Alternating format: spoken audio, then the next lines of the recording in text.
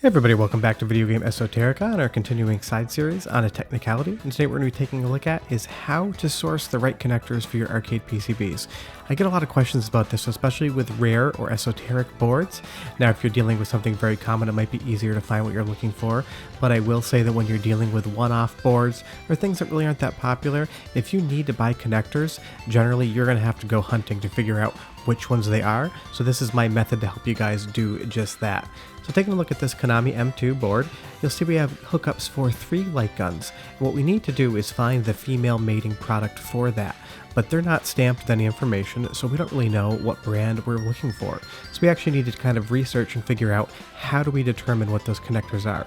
The first thing I always recommend is go to the schematic from the company and see what they have listed. We trace back from the guns all the way to the PCB box and we see where those connectors go in, but unfortunately they're just listed as CN 18, 19, and 20 connector. Konami didn't give us the information on the schematic, so going over to the gun schematic, we have all the part listings.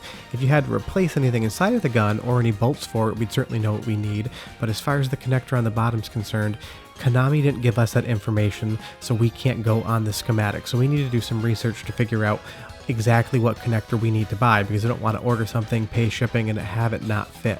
And that's when our friends, the digital calipers, come in. I recommend everyone have a pair of these if they're in arcade repair.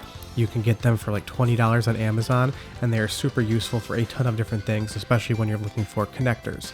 And just as a function of how they're used, you'll see here we have an on button, and it says there's 5/100ths of a millimeter measured, but there is a 0 out button. If we push that there, it'll go back to 0. This is sensitive to 1/100th of a millimeter, and as we open it up, you'll see that digital screen is going to change.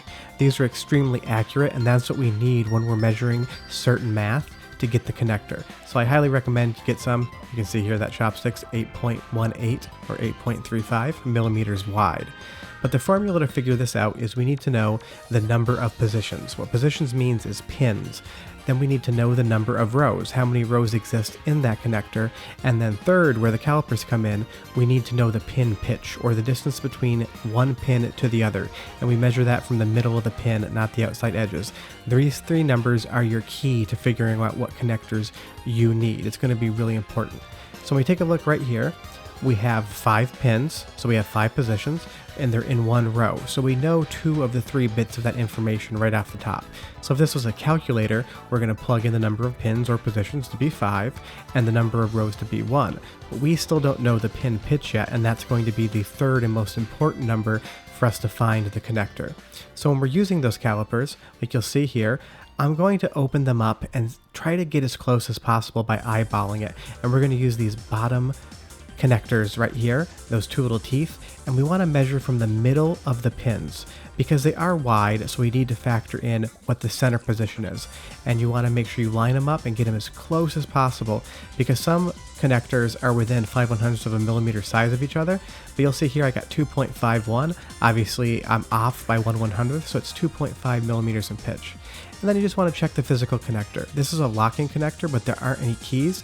And you can see as I turn the camera, it's a little hard to tell, but there's a little ridge here, and that's going to lock the female mating connector in. So we know now we have 5 positions, we have 1 row, we have a pin pitch of 2.5 millimeters, and we have eyes on what the physical connector looks like. So we have everything we need to go and start hunting for that connector. Now, I recommend you use the following site, and that's Digikey. This is not a sponsored video. Hey, Digikey, if you're listening, give me some money on an account. I'd love to be sponsored by you guys, but this is just a site I use because I trust them, and they're good. But we plug in the number of positions being 5, we plug in the pin pitch of 2.5 millimeters, and we say 1 row, and we apply that filter. And this source is going to filter out all of the parts that don't match our requirements. Too many pins, too many positions, or not the right pin pitch. So now we have to physically look at the photos and see what looks like it would mate to that. Because all of these are going to be able to technically plug in, but we're looking for the perfect part. But they keep images up on everything, which is really nice. So as we scroll down and look at different things here, we're going to keep looking, and you may be able to see that I've clicked on it already. But via those photos, all of a sudden, now we have something that looks like it's the exact product. So we're going to go ahead and click on that, open it up, and we're going to use their 360-degree view tool so we can see it in 3D. And as we rotate that part around, we're going to see there's the tab that locks into that physical ridge that we showed earlier. So now we're 99% sure we have the exact right correct product. And you'll see the unit price, they're cheap. I recommend you buy more than one at once because the shipping is going to be more expensive. But if we go down here, you can also see the mating products. Digikey tells you exactly what's going on, and then it shows you what pins go into those connectors as well. Because if you have to crimp your own cables, you're going to want those pins. But if you take a look at the male mating product, you'll see that ridge right there locking on. So we now know to a very confident degree that we have picked the right female connector and we've pick the right pins, so we're going to be able to remanufacture the female mounting end of that.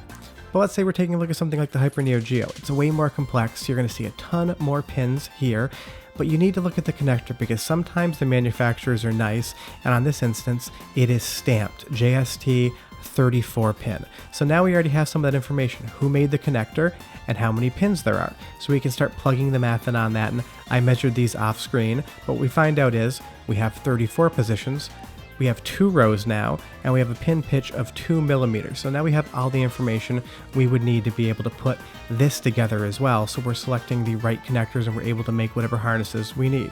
So we go in, and now that we know who manufactured it because it's stamped, we're going to pick JST. So we're eliminating all the other manufacturers, and now we're going to put our number of positions in.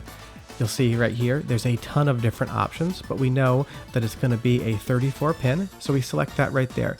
And just to show how good this tool is, we're not going to put the pitch in, we're just going to pick the number of rows as 2, and it only leaves 4 options left. Now we know that it was 2 millimeters, and we can look at the photos and look at the specs on the side, but this tool will start finding things even if you don't have all the information. As we look at the photos, we can see, hey, some of these look like they fit, some of them don't. And you'll see over to the right, I'll highlight it in just a moment, the pin pitches are listed. So we know we need a 2 millimeter, but it gives us a couple other options, 2.5 and 5 millimeter. We know those aren't right.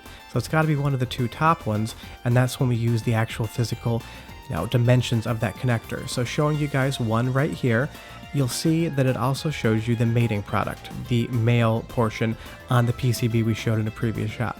So if we open that up, and we go ahead and take a look at the images the Digikey provides, we see that it's keyed on the edges, and that matches the exact same keying on the physical connector on the board. So we know that this product right here meets all our requirements. It's keyed in the right spots on the female connector, and here on the male connector highlighted, you'll see those exact same keys. So we know we're good to go. But if you're looking for something more common like a CPS2 kick harness connector, if the board is well known and well used, you don't have to go through all this. Literally just Google it and you're going to find, different schematics or different tutorials on how to make these things. And if you scroll down at least here on Arcade Otaku, you're going to see that it's a Hyros connector. It's going to give you that information. So sometimes you can just Google the problem if it's a very common board. Same thing if you're looking for a Mortal Kombat kick harness. If you just type those into Google, you're going to be able to find what you need. So my advice is, if it's a very common board, Street Fighter, Mortal Kombat, anything that sold like crazy, you're going to be able to find it just by Googling it. But using the number of positions, number of rows, and pin pitch on connectors that you've never seen before on rare boards like the Konami M2 or the Hyper Neo Geo 64, using that Digikey tool is going to get you as close as possible to find that connector. Because trust me, sometimes it takes an hour or so to figure all of this out, but you don't want to buy a bunch of products and have them not fit. It's a waste of money. But that's how I do it, and that's how you should do it. But I really appreciate you guys watching. If you could do me a huge favor, go down below, hit like and subscribe. It takes us a lot of time and energy to make each one of these videos. We'll have one on Sunday and back with our mainline series on Tuesday. But we hope you enjoyed this. If you have any questions, leave them down below. Happy to help. Otherwise, bye-bye.